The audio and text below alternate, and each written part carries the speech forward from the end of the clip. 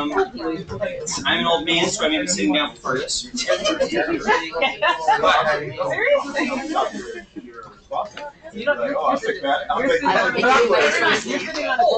We'll give it like.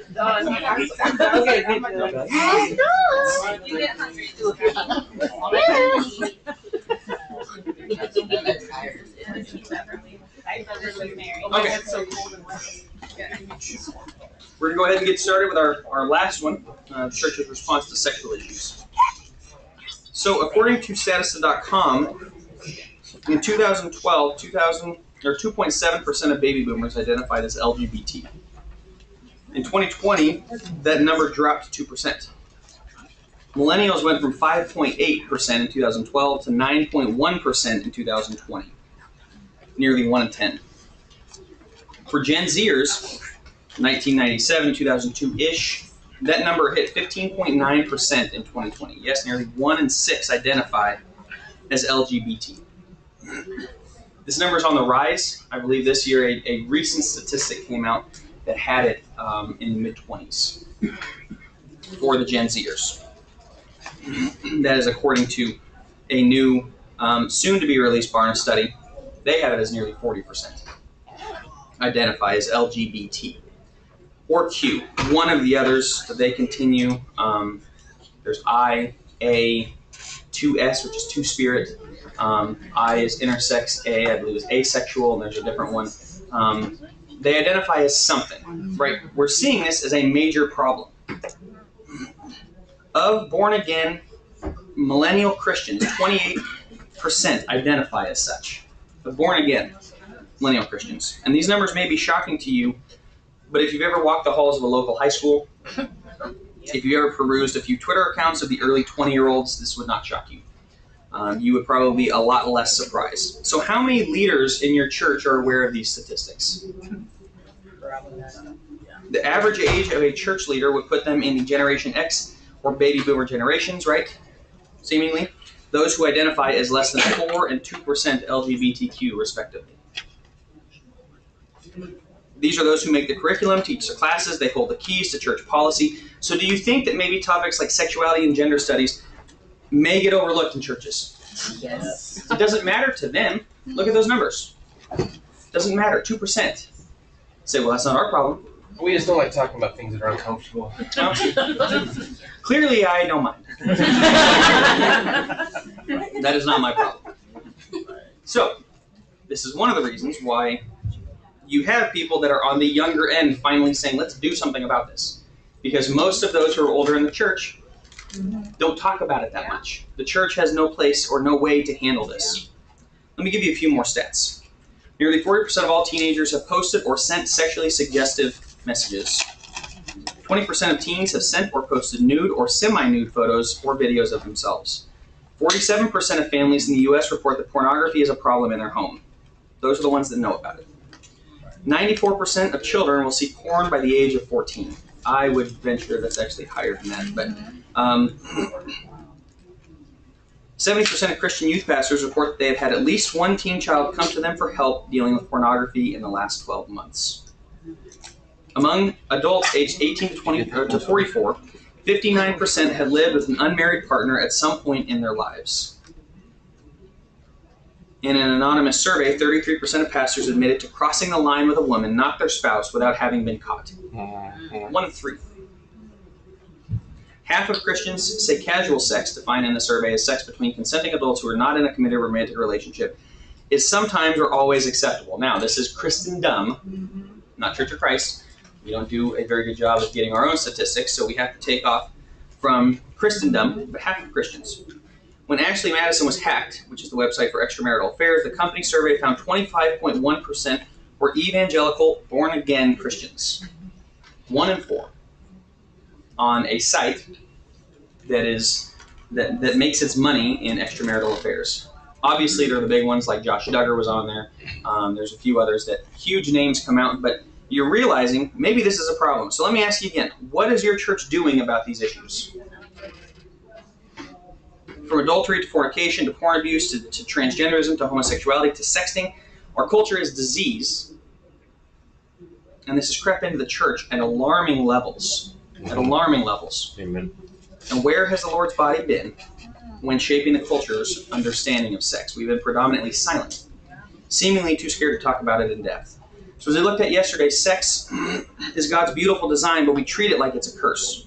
We halfway acknowledge sex is important to keep the population going, but we really want nothing to do with it otherwise. It's ours, but they stole it, and we act like nothing happened. Meanwhile, the world gives us Playboy in the 50s, the sexual revolution in the 60s, X-rated movies and strip clubs in the 70s, sexually charged music videos on MTV, and the rise of sex channels on TV in the 80s, AOL and the rise of internet porn in the 90s and the 2000s, the emergence of the LGBTQ movement in the 2010s. The world has not been lazy when it comes to changing the public's perception of sex. We have. Go back to the 50s on up and see how the church has responded to each of these things. Here's a hint. We haven't. The church isn't just a few years behind in addressing sex. We are decades behind in addressing these issues. While the world was doing that, we buried our heads in the sand. We pretended like it wasn't happening. And if I sound like I'm frustrated or like I'm bitter or angry, I am. The church has failed how many thousands and thousands and thousands of Christians? You should be angry as well, because the church has continued to shrink back. In this time, for the decades, we've continued to allow the world to stake claim into something that is rightfully God's. The Bible has so much sexual dysfunction written in it's unbelievable. So much sexual dysfunction. Consider Ham and Noah, Judah and Tamar, right? Phineas in Numbers 25 running a spear through the couple who's having sex, to the harlot Rahab, to the womanizer, Samson, to David and Bathsheba, to Hosea and Gomer, to the woman at the well in John 4 with 5 husbands, and the one who's not her husband, to the many prostitutes that Jesus ministered to at the temple, or to the temple worship happening in Ephesus, right? All the issues in Corinth. How can we possibly think that shrinking back from discussing these things is good? The Bible doesn't. Why would we? The Bible has unbelievable amounts of sexual dysfunction all throughout the pages. Some is very, very shameful. And you have books of not sexual dysfunction like Song of Solomon. We avoid those too. The Bible has so much to say on this. God did not shrink back. And you know the one thing that actually seems to be helping get Christians talking about any of this stuff? Politics. Conservatives they're finally hitting on the LGBTQ, like you see with Matt Walsh. He went on Dr. Phil. Anybody see that? It's very interesting. What is a Woman? Just came out with his documentary. Ben Shapiro. All the Daily Wire guys are very much hitting that. Jordan Peterson, who is with Daily Wire, but he was doing this, and so we're bringing in. And I check out the clips honestly of Matt Walsh on Dr. Phil. It's very eye-opening of the dysfunction we're dealing with in the world. But how sad is it that we have to wait for these political parties to finally start taking stands to get involved with this stuff before we acknowledge it? Finally now Christians are going, wow, this transgenderism stuff's really bad. Because Matt Walsh, who is he ain't a Christian? Yes, Christendom. But he's not a Christian. He's just some political pundit who decides that, hey, LGBTQ is really ruining America. And every Christian goes, oh, you're right. Wow, it is. It was ruining America long before that. And the church was silent. We waited for politics to get involved, and now all of a sudden Christians go, ooh, wow, I guess we should pay attention. Maybe we should have been paying attention before, because it's sin and it's wrong.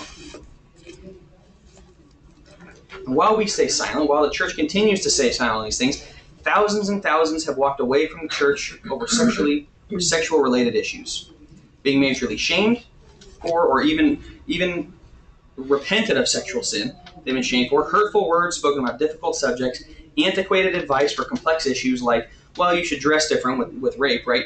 And unwillingness to address the elephants in the room. We have people that are really frustrated, rightfully so. And on the one well-documented time that we tried to address this in the 70s, or in the last 70 years rather, we came up with the purity culture. This was the movement, right, of the early 2000s. With the likes of Joshua Harris's I Kissed Dating Goodbye, Dana Goresh's And the Bride Wore White. Anyone read these? Dana. I remember when the guy that wrote the I Kissed Dating Goodbye was a guest on Dr. Dobson's radio program that I used to listen to. Kathy and I didn't date. and our first kiss was at our wedding ceremony. Good for you guys. You know, and that was part of a decision that I made. All these other girls that I dated, just all the relationships fell apart. So I said, I'm not going to kiss a girl until I'm married to her. Hey, good for you. This is not all bad. Do you know where Joshua Harris is now?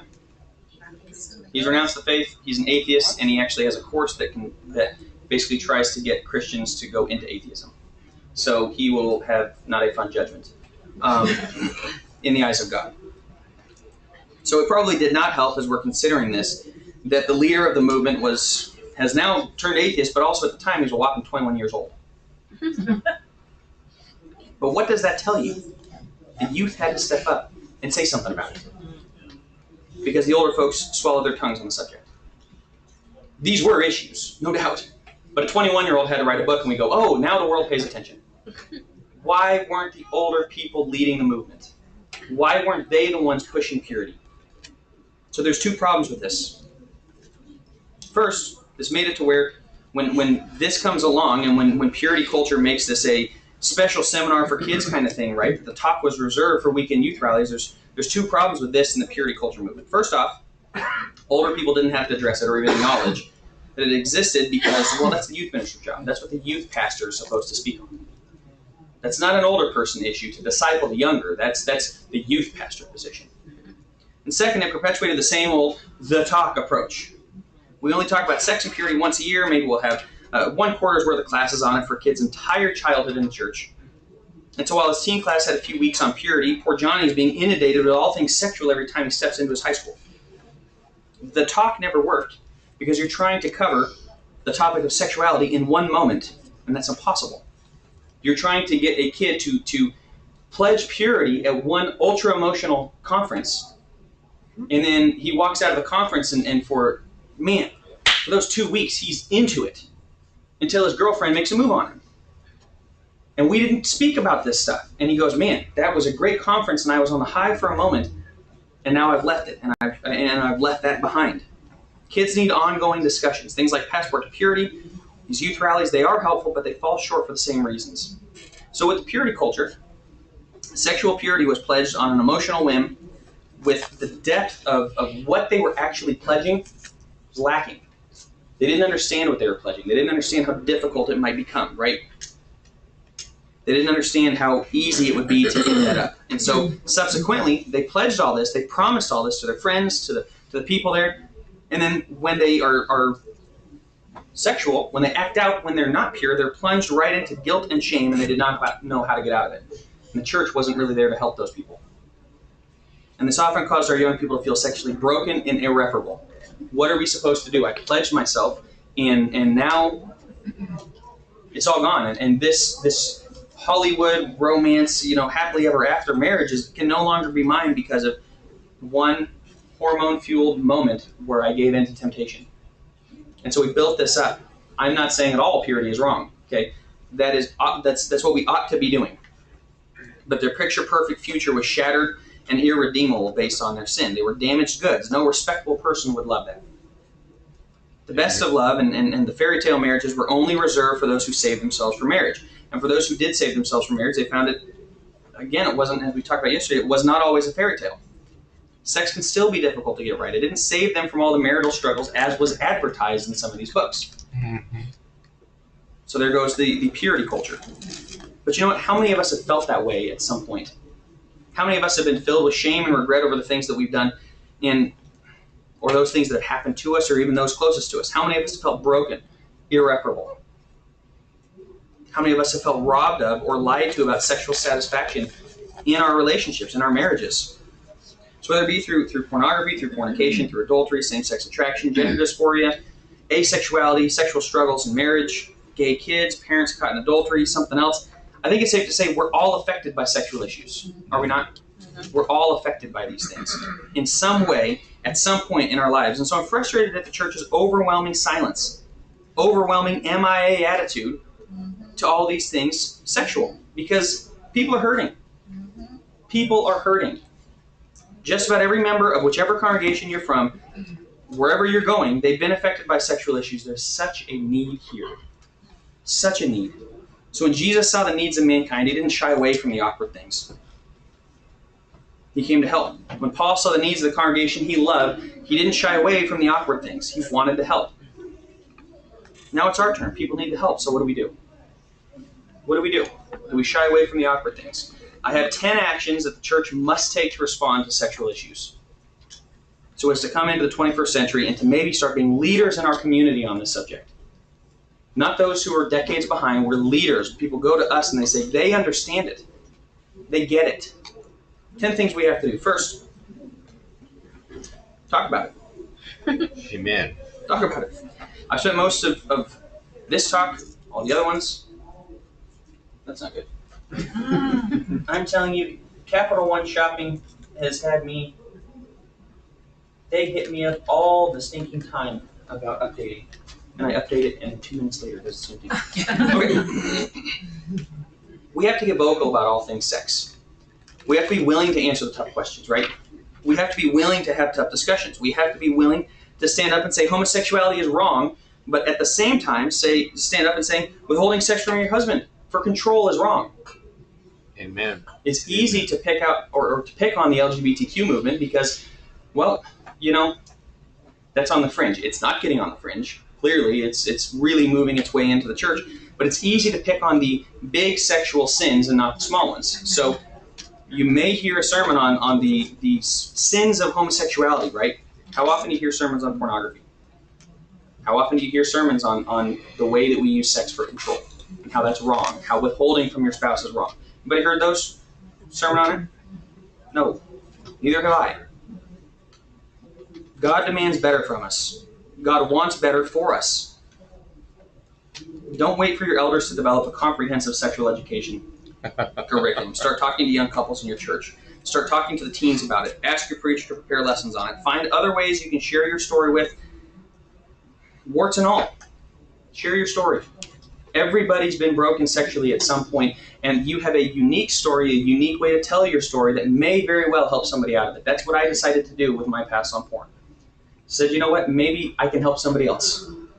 I've been through it. I know clearly, I know the depths of despair and how deep and into shame and darkness you can go.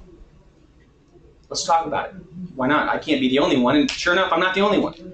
I do this for a living now, and I talk to dozens and dozens of people and help dozens and dozens of men by the grace of God because I thought somebody's got to talk about this. Amen. We all should be talking about it. Are we allowed to ask questions Sure. now? Just one, and then everybody else. Oh, okay. You're good. Well, I agree. I do. But should it be how you formatted it? I'm thinking about younger kids, prepubescent, pubescent. I get it, talk about it. But in my mind, doing what you're saying with the adults of the congregation, equipping them to talk to their children about it. Sure. Because I'm uncomfortable sending my child who is completely sheltered to what I indoctrinate her, I homeschool her, she knows what I teach her. I am God to her on earth. Sure. I mean, we are. Yeah. So she believes what we tell her. So I am fully prepared and able and capable of teaching my child about everything. But the church has to play a role in my child's life, and I agree with what you're saying. I just would like it to be more open, talked about with those who are the actual guardians Sure. and gatekeepers of their children's lives. Very much so. Parents have to do a much better job talking about it first and foremost. The church should not be the ones teaching your kids about sex. At the same time, the church should be talking about it where kids are hearing it. And I agree with sheltering our kids. I agree with keeping them away from the world. I will say our kids will find out about it one way or the other. So it depends. I got a family back home at Church of Love and Death, shelter their kids. I think it's fantastic. You know, when your kids are 15, they probably have some questions. There's probably time to talk, right? Really, probably time to talk earlier than that, and they may have as well. You know, I'm not picking on them. Again, love to death, but those things sometimes can be very difficult of knowing when the time is to talk. The church needs to talk about it more from the pulpit, in classes, things like that, of just a proper sexual theology. Should we be talking to kids about it in age-appropriate ways? But the parents should be the ones to first do it. I don't think it's right, and this is a discussion I have with the elders of what curriculum to use. We shouldn't be going into the purpose of sex at 4 years old. That's right. That everything has to be age appropriate. That's what LGBTQ is doing. Is they're taking our kids, they're indoctrinating them at 5 years old with things that they can't begin to understand. Yeah. Not at all should we be doing that. It's a parent's role and a parent's job to teach their kids about sex. As far as it goes to church, I am talking mainly with adults. But I think for teen classes, I talk to my teens about this. And I had one who turned transgender, and we talked a lot about it, but I kind of knew she was going that way. And she turned transgender, became a boy, and a sister of another one that I grew up with, actually, and I ended up teaching her younger brother in the youth group, and she turned transgender too. And so we have to have these conversations. This is happening in these kids' lives.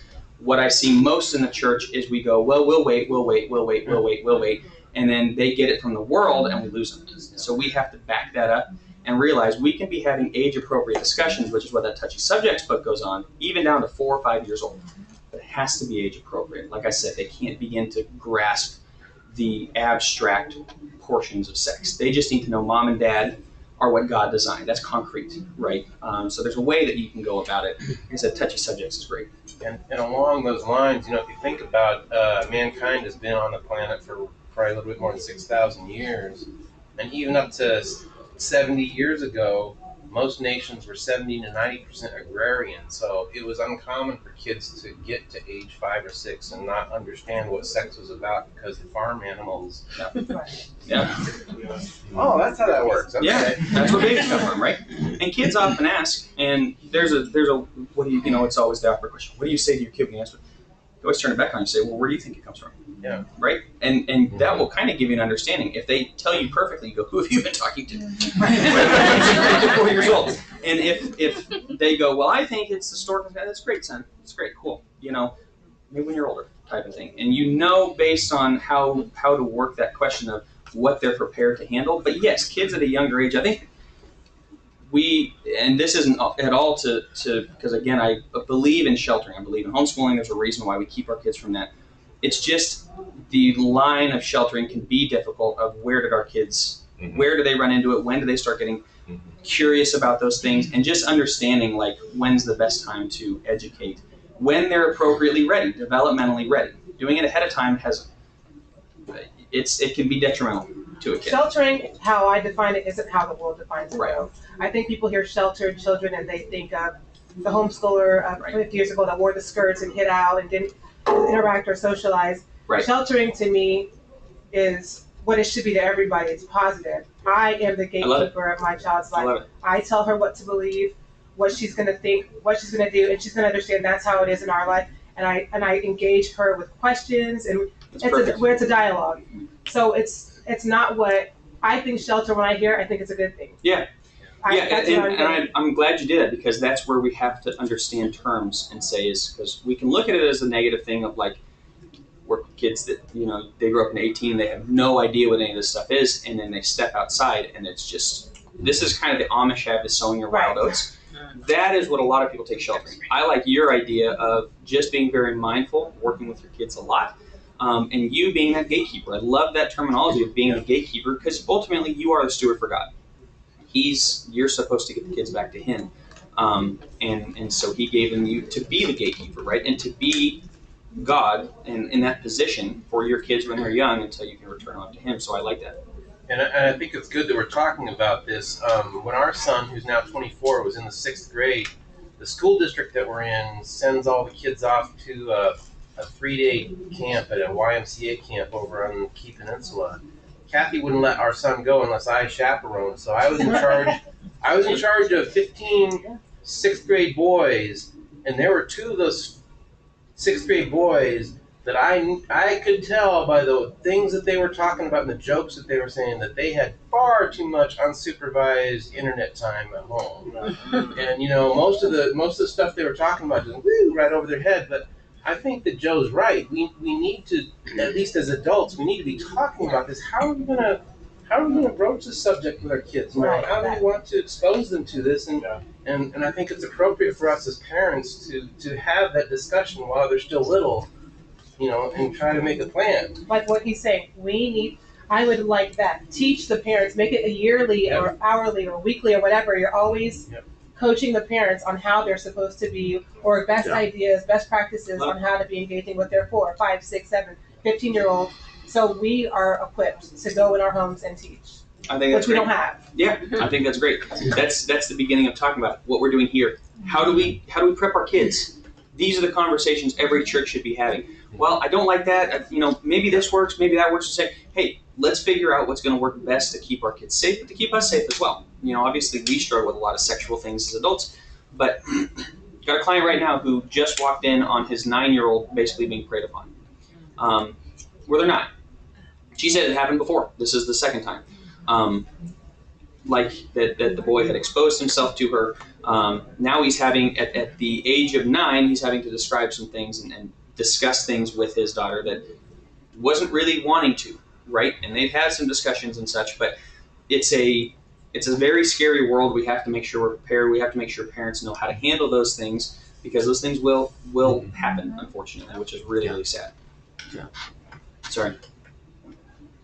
There's a line here, so go for it. In the green, and then we'll go that way. A classroom setting like this is a great place, especially if we can see our faces, for us to discuss things like this on a regular basis. I remember a few decades ago when I had a teenager, and the teenage kids would get together like one Sunday a month, and I started asking the youth minister, if the teenagers at somebody's house, why can't the parents of the teens get together? I was a single parent at the time, and I wanted to hear from somebody else, how do you deal with this when your teenage son or whatever does something?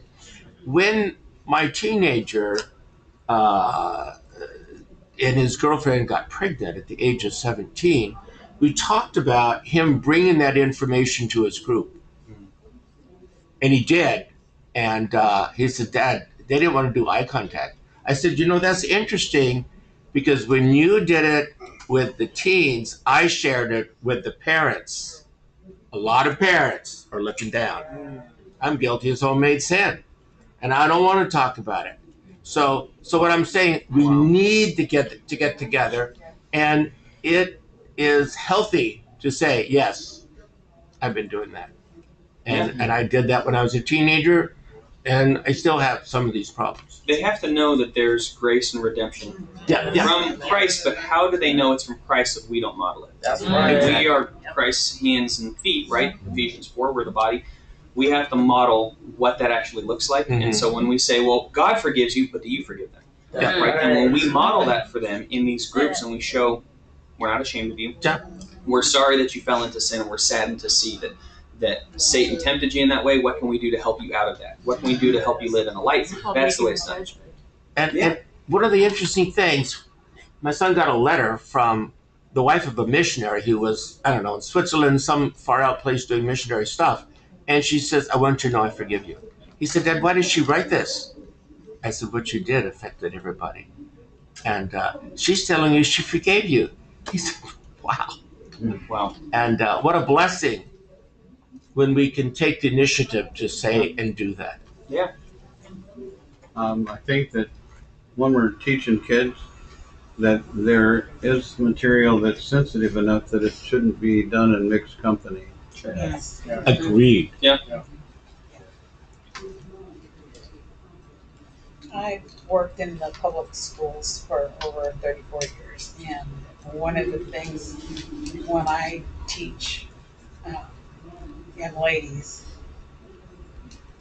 the nice thing is they can't lie to me, because I went from the very bottom through high school and college with them,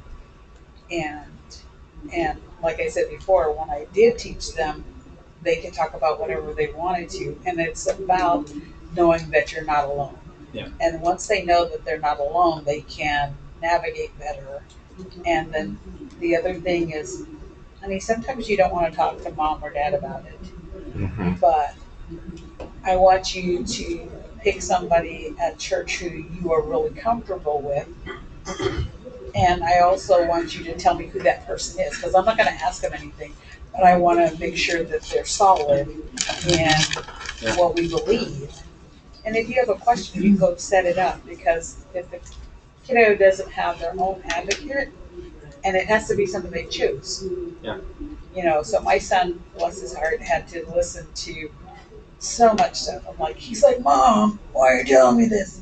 I said, well, it came across my desk today. Literally, and I was dealing with a different student. He said, Mom, I'm not going to do that. I said, I'm confident you're not, but I'm going to be also confident that you know this could be a problem and be aware and make sure you've got those healthy boundaries. Yeah. And so if you see something like that, then you've already got the protection, the shields up, the mindset. So that's right. You gotta he hated it, but I think it was the best thing. But we started at 2.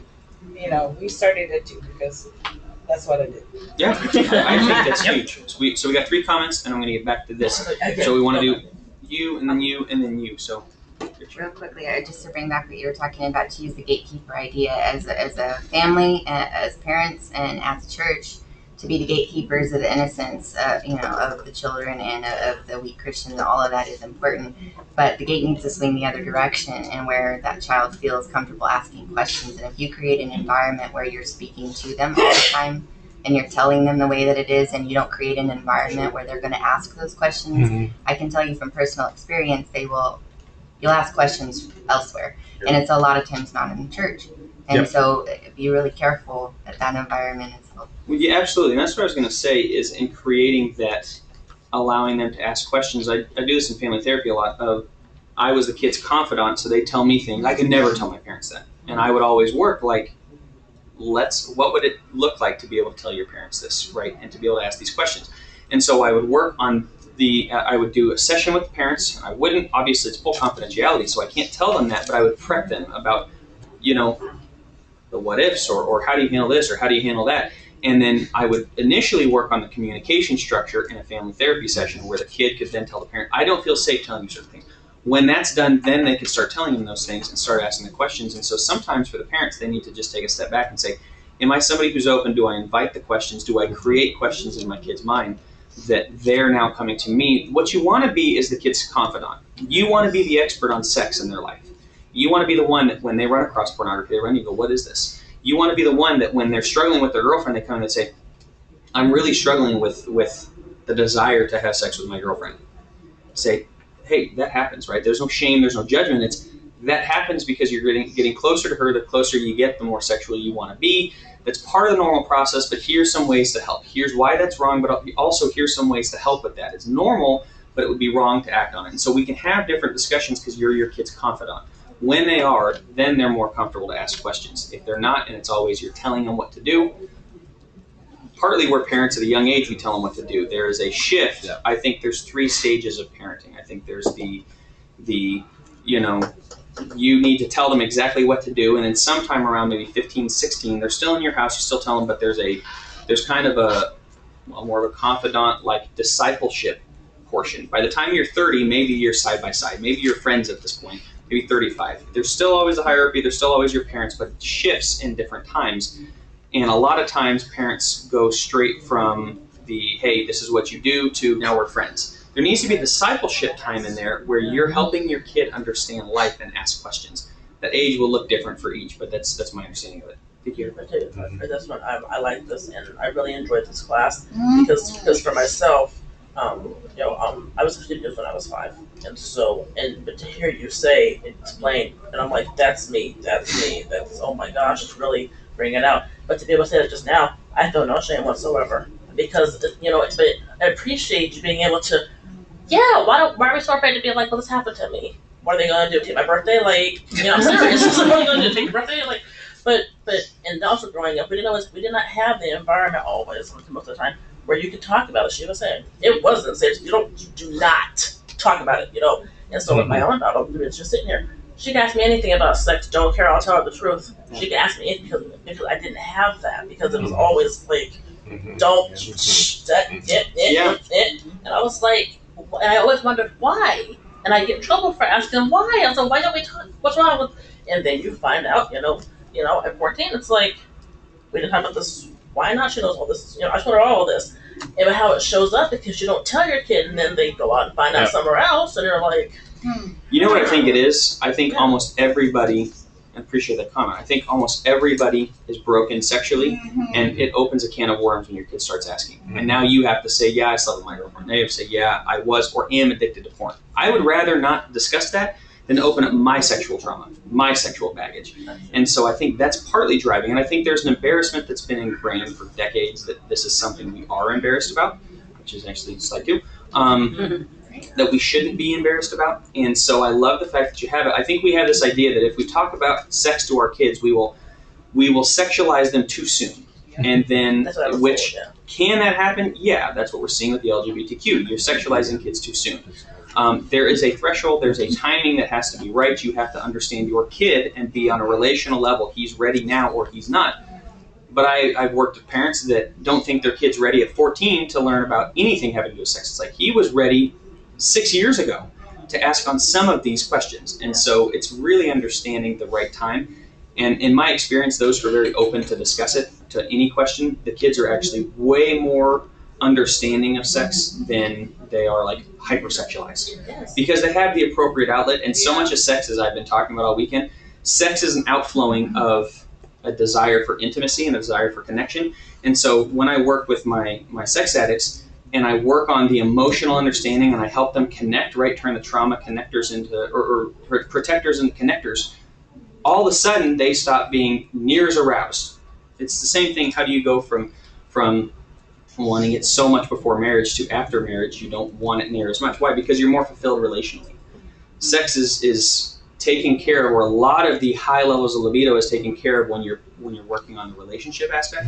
And so with a kid where they're able to ask these questions, what you're doing is you're actually helping the relationship grow, where they're able to talk about the deepest parts of themselves and be known and be cared for. And so the libido, in my opinion, the libido actually drops. They're not as hypersexualized. That's my opinion, though. I think we had one more, and then I'm going to get back to it.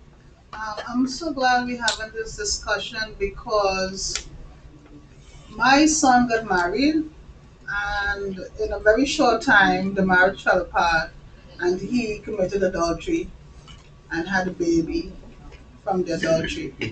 The church never addressed it. My son, who grew up in the church, was lost because, of course, he felt worthless. He wanted to commit suicide. He wanted to commit suicide because the people he loved the most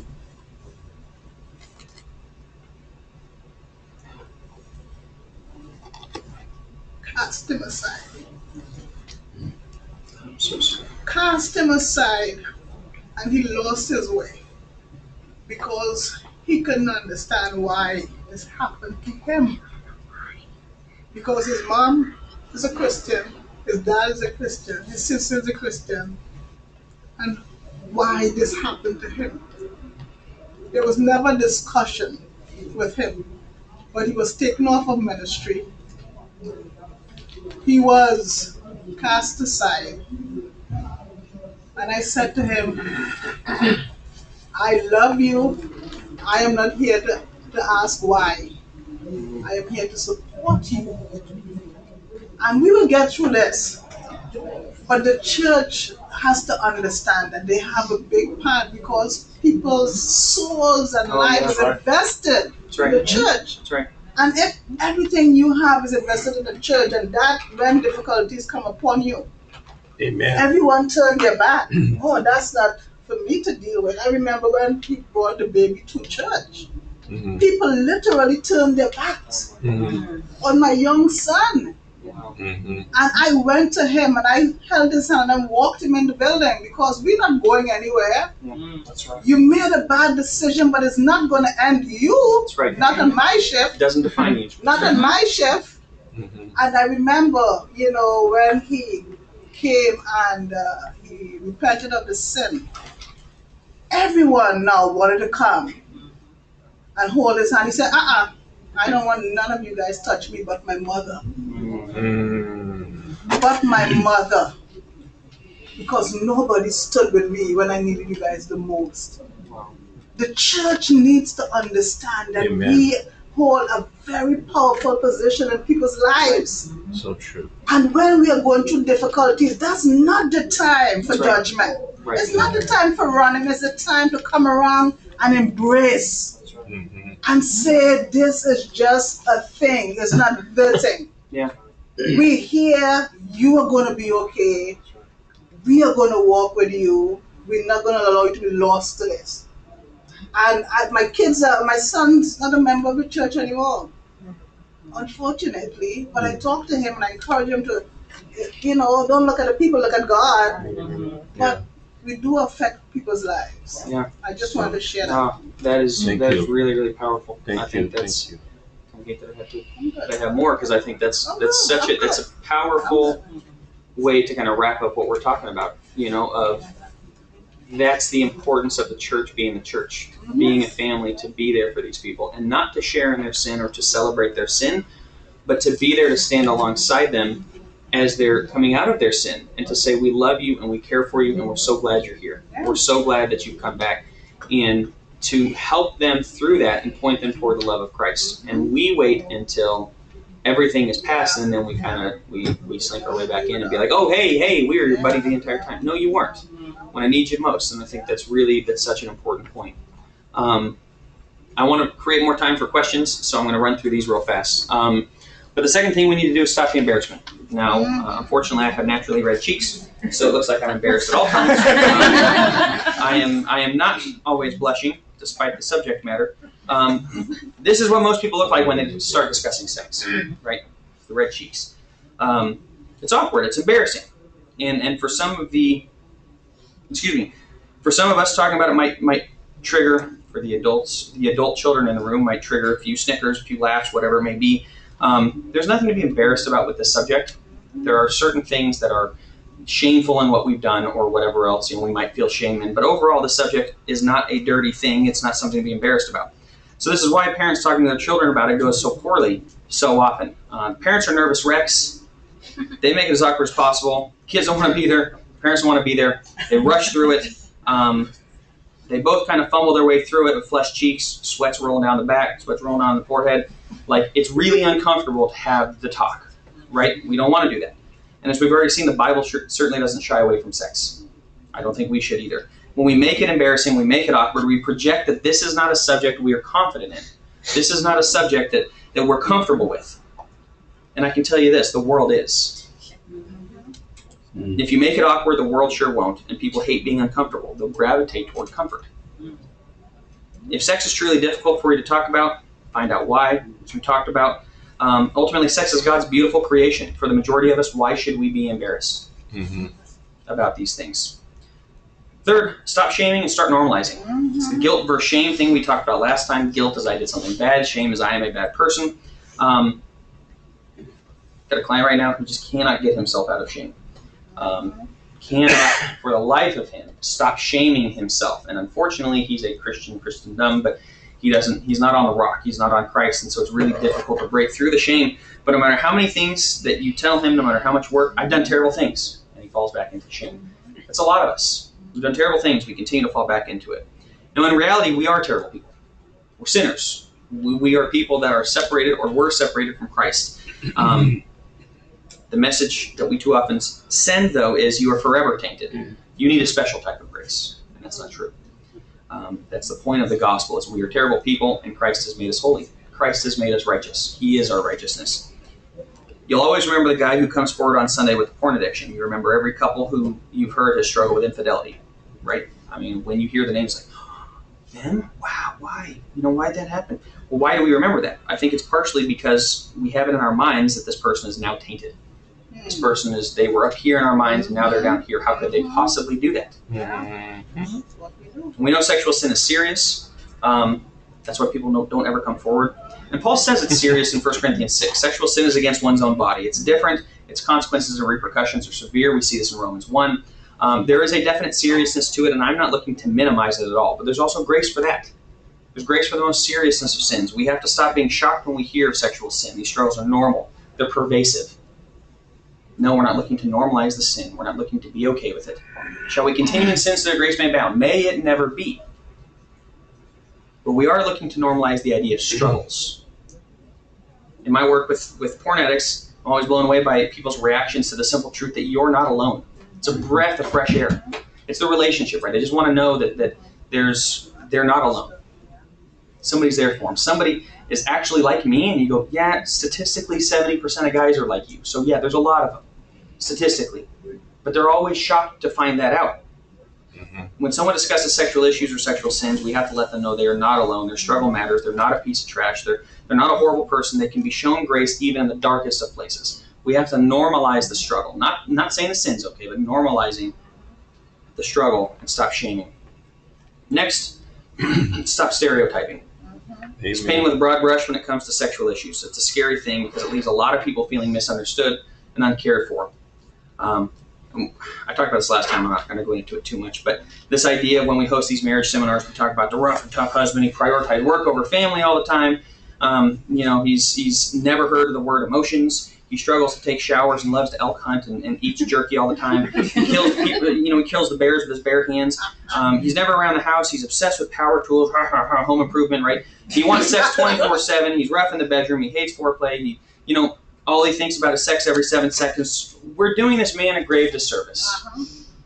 If that man does exist, then we just played in the stereotype and we shamed him for it. And if it doesn't exist, why are you talking about it? Right? Why are we stereotyping people? I'm not the stereotypical man, and I would guess every person in this room is not the stereotypical man in one way or the other. Yeah. And we are doing them psychological and emotional harm, I think, when we start stereotyping. And the same is true on behalf of the woman. How's a woman supposed to feel when she wants sex more than her husband?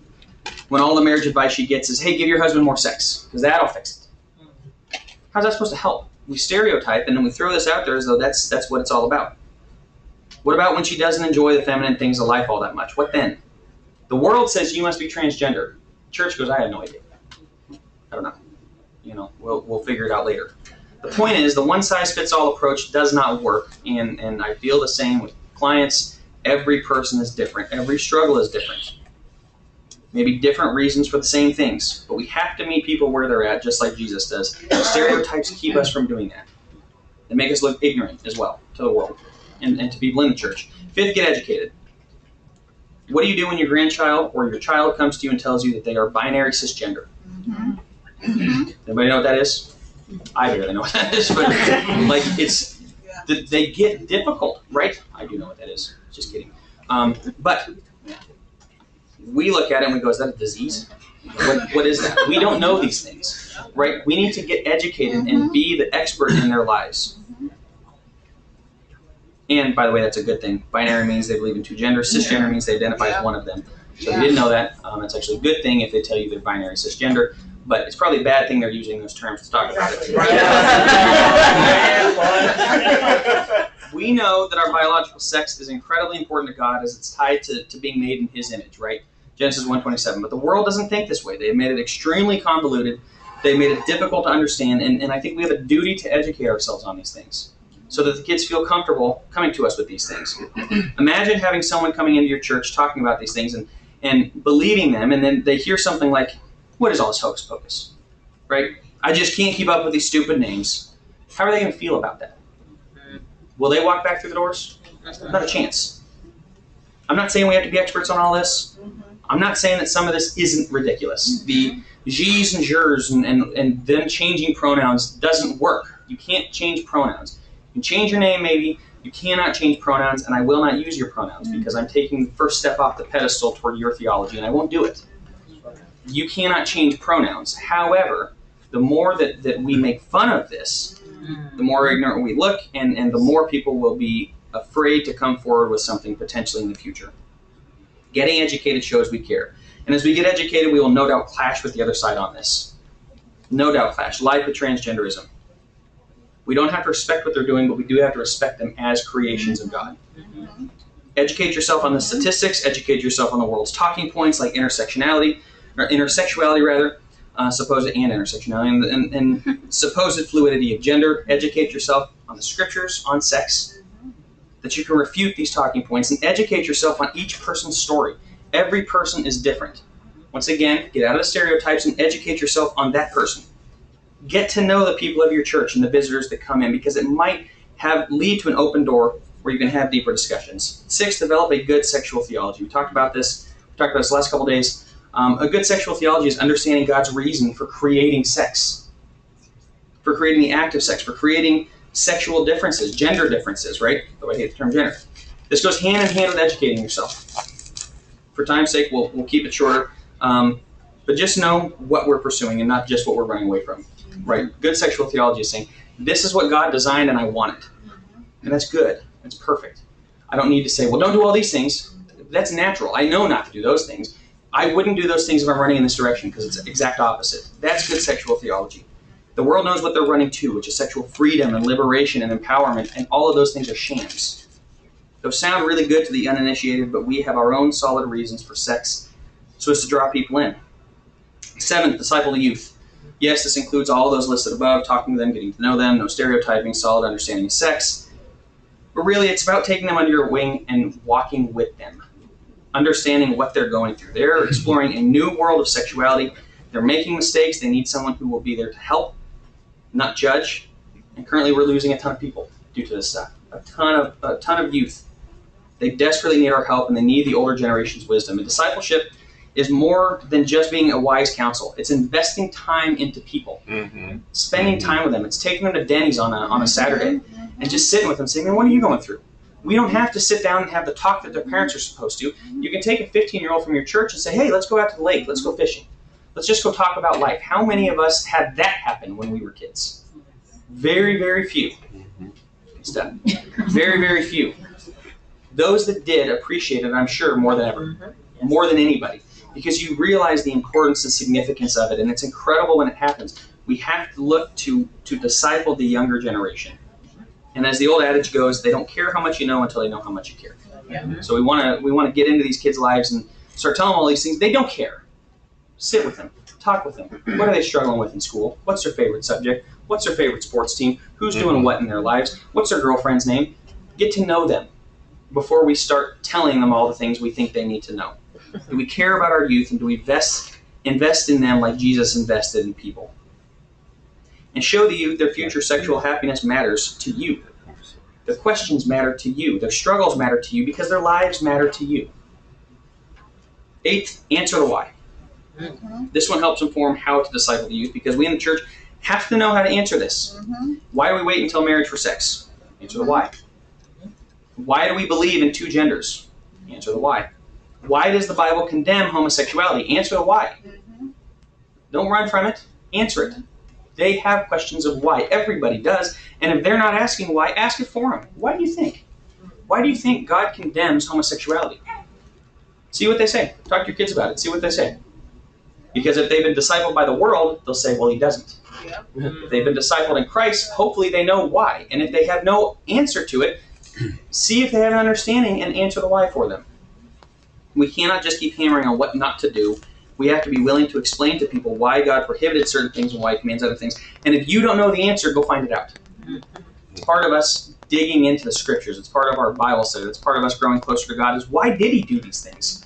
We won't always know, but most of these things we do have an answer to. Maybe it takes a little more study than we're used to. 9th, be willing to admit mistakes. This is a huge one. This is where the church, I think, has failed the most. This is one of the best things to do when discipling someone is point to your past mistakes because it makes it real. It makes it like, wow, other people actually struggle with this. It makes you approachable. It makes you open to the conversation. You know the biggest culprit as to why we don't? It's pride. It's pride. We're scared to death to lose our reputation. We're scared to death people will think differently of us because, again, we kind of do. That speaks to the other side. They might think I'm a perv if I tell them that I struggle with this. They might think that, you know, if they only knew that there was infidelity in the marriage 25 years ago, how would that affect the way they view me? What does it matter? Because maybe they're going through the same thing right now and they need that advice. Amen. They need you to be there and say, what happened? What'd you do? How'd you keep the marriage together? Right? Well, they could read it in a book or they could have somebody disciple them and tell them. That's way more powerful. I talk about this subject not because I like using the word sex 300 times in an hour. I do it because I was sexually broken. I made mistakes. I know what it's like, and I feel bad. I truly feel for the people who are hurting, who are broken. I get it. I've been there. It's horrible. That was me. That's why I discussed this. And I realized somewhere along the way after coming out of my porn addiction that God didn't supernaturally take my struggle away because I prayed 5,000 times for it. He didn't do it. And as you heard in the keynote, I thought, man, God must have forsaken me. You know what? I think he wanted me here talking to you guys about my struggles. Yeah. I think he didn't take it away from me when I was 14 and I was praying on my hands and knees, crying out to God. I think he didn't because I wouldn't have known what it's like to be here. I wouldn't have had the experience. I wouldn't have been here. I wouldn't get to work with sex addicts on a daily basis. I wouldn't have that. There's a reason God has allowed you to go through what you've been through, and it's to use it for his glory. Let God use your story for his glory. 10th, last point toward Christ. This is the kicker. Why do we admit to past sins? Because we can point to an even greater Savior. Consider 2 Corinthians 12 with Paul's thorn in the flesh. Our struggles point to our desperate need for grace, and that's where we hear, my grace is sufficient for you. For power is perfected in weakness. Paul says, most gladly, therefore, I will rather boast in my weaknesses so that the power of Christ may dwell in me. Sexual sin gives, perhaps more than any other type of sin, the opportunity to point toward Christ's redemptive power. When we stay silent on the subject of sexual brokenness, we miss this golden opportunity to point to the great physician, because God created sex, God ordained sex, God defined the parameters, God sent Jesus to redeem and repair us for when we go outside of those parameters. And if we don't point back toward the gospel when we start discussing sex, we miss the entire point. The entire point. No one is too broken, no one is too dirty, no one is too disgusting to be cleansed by the blood of Christ. So to recap, here are all 10. I'll leave this up for anybody who wants to take pictures or notes or whatever. But as I mentioned throughout, I'm passionate about this. I'd love to talk to anybody else after. If you have certain questions you want to ask there, we're at 5. I don't know if we're allowed to go over time just by a bit. Does anybody have any super pressing questions that they'd like to ask?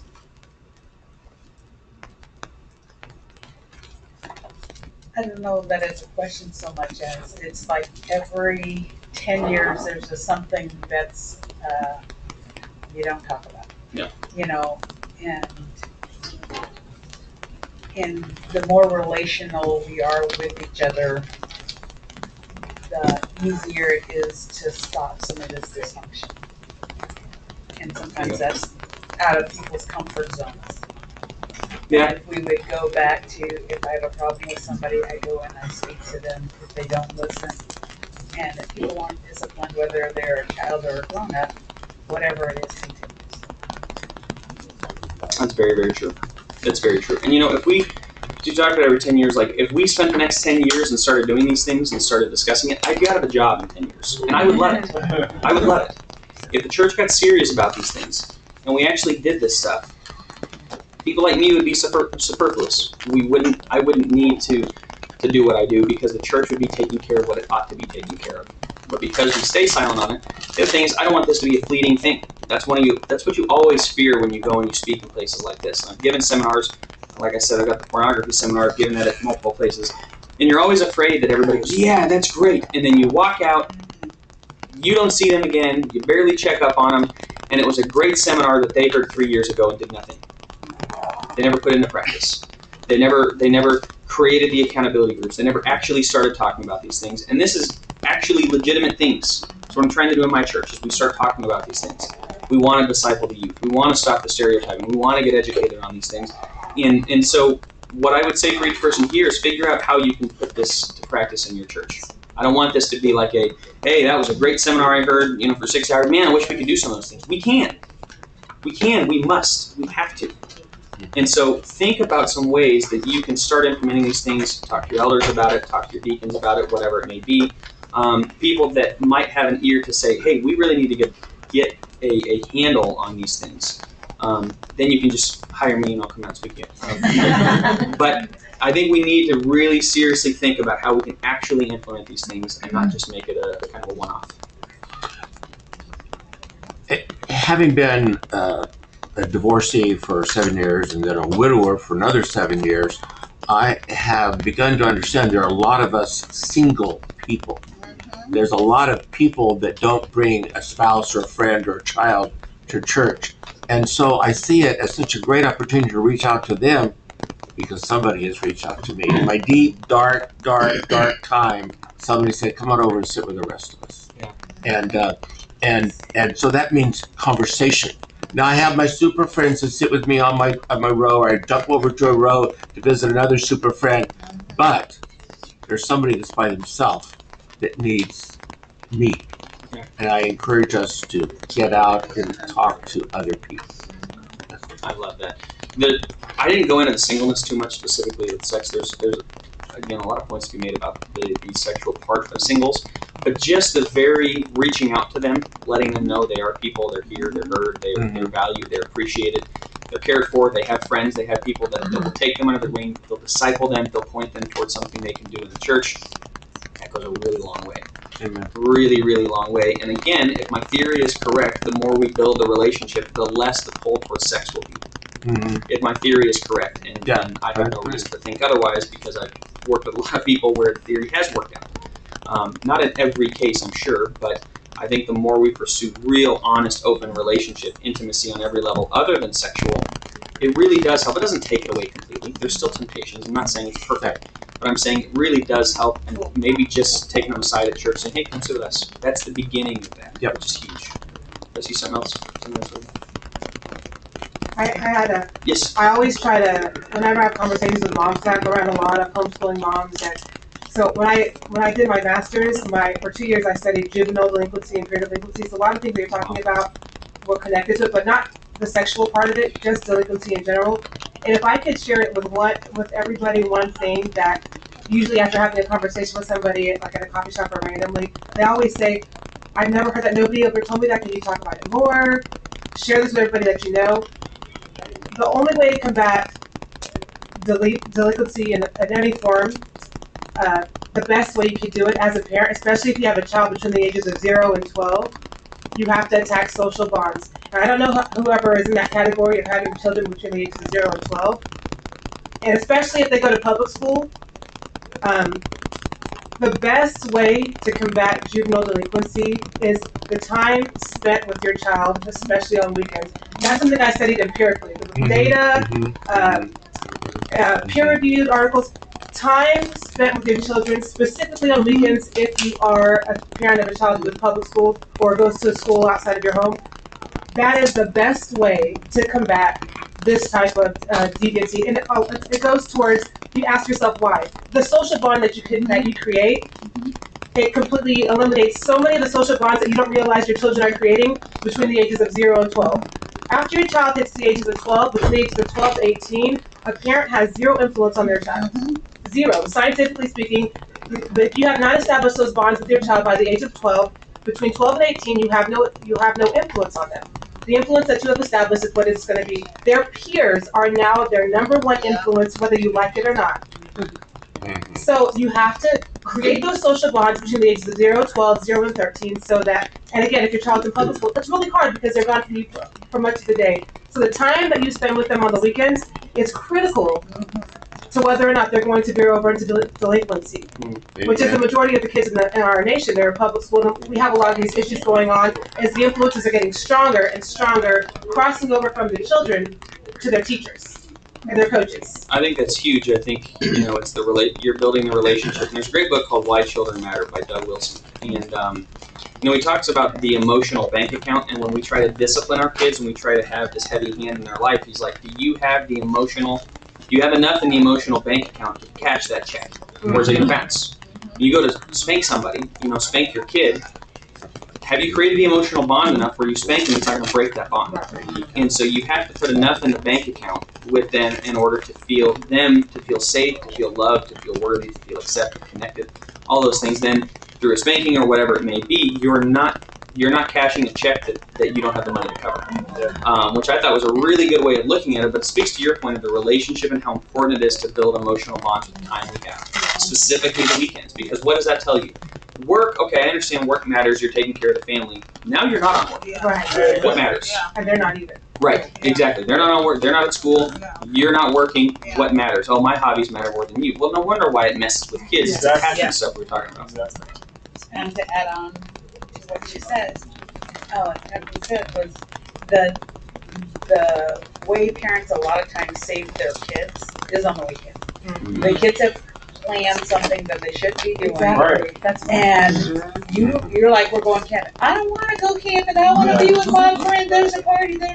and you go, we're going camping.